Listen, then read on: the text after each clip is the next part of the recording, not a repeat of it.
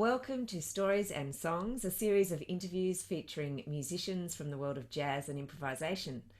I'm Andrea Keller, and it brings me great pleasure to introduce Angela Davis to you. Welcome, Angela. Thanks, Andy. I'll get straight into the questions. What have been the pivotal events in your musical journey?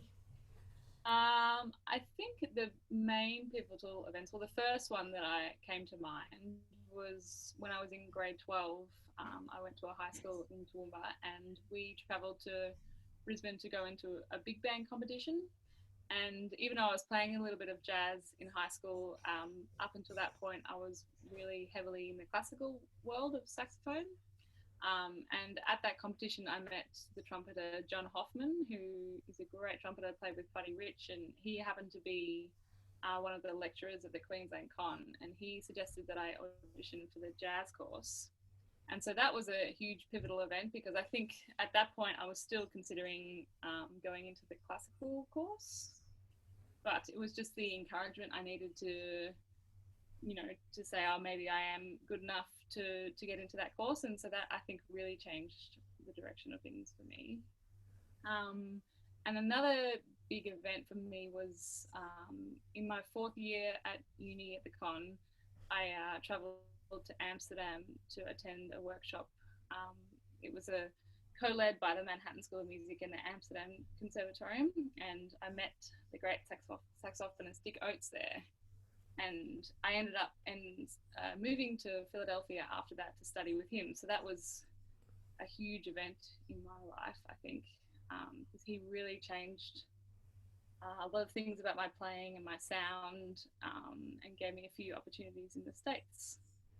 And then I have one other event that I can remember kind of leading me down a certain path was when I subbed at a rehearsal in New York, just a rehearsal for a big band.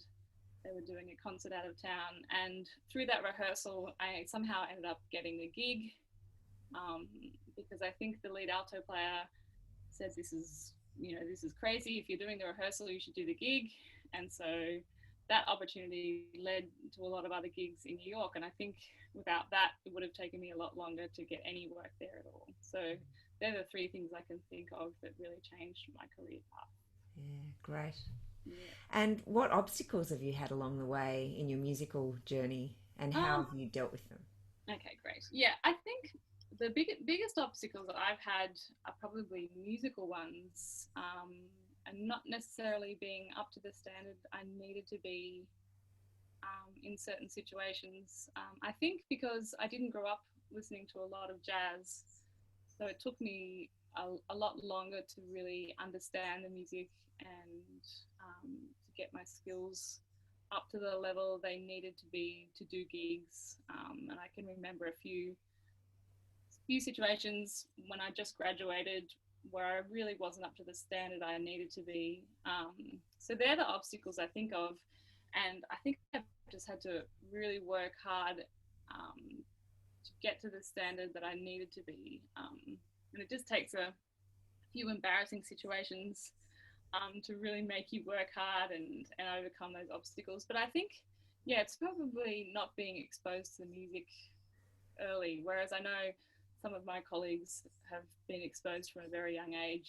And so, yeah, that's the main thing that I can think of with obstacles, probably musical ones. Yeah. And do you have a motto or a personal philosophy that guides you, or is there any particular advice you'd like to share? Yeah, sure. I think my personal philosophy is to always be prepared and work harder than you think you need to.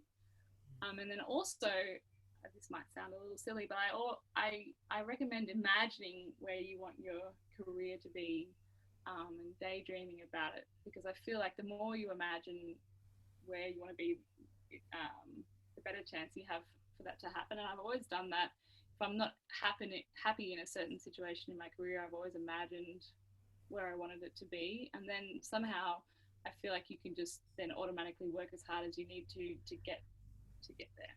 That's my, I think I think that's fabulous advice. Fabulous. Thanks, Ange. And could you nominate a song or an album that you've created that you're particularly, or isn't particularly important to you, and tell us a little bit about it? Sure. The track that came to mind was from my first record I made in New York with a quartet with Rajiv J. Weera and Linda O and the American pianist Kris Davis. And the track I'd love to nominate is actually just a duo with Linda called Smile. That was inspired by an album by Lee Konitz and Red Mitchell called I Concentrate on You. And the track that really inspired me was Every Time We Say Goodbye. Because I remember listening to that when I just first moved to the States and being incredibly inspired by it and thinking, I hope one day I could try to make music as beautiful as that. And I'm definitely not there yet, but that's the closest I got, I think, was with that duo with Linda, which was really inspired by their duo. Yeah, so that track means a lot to me. Oh, beautiful. Can't wait to listen to it. Thank you so much, Ange, for your wisdom and insight today and for sharing your time with us, and wishing you all the best. Thank you very much.